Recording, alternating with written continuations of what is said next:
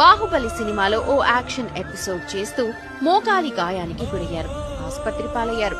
ACL tear anterior cruciate ligament ఇంజురీగా diagnose అయ్యి అందుకోసం ఫారెన్ లో ట్రీట్మెంట్ కూడా తీసుకున్నారు. ఆపరేషన్ చేయించుకున్నారు. కానీ అది నేటికి కూడా తగ్గకపోవడంతో తీవ్ర ఇబ్బందులు పడుతున్నారు ప్రభాస్. బాధను ఓర్చుకుంటూ నడవలేని స్థితిలో కూడా ఫ్యాన్స్ కోసమే సినిమాలు చేస్తున్నారు.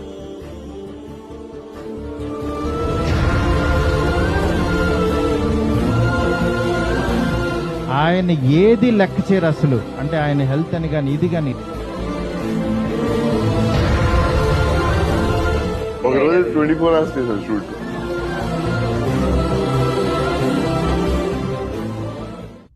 కష్టపడి పనిచేసే వాళ్ళు ఎప్పుడైనా సక్సెస్ అవుతారు. అంత కష్టానికి నిదర్శనం ప్రభాస్.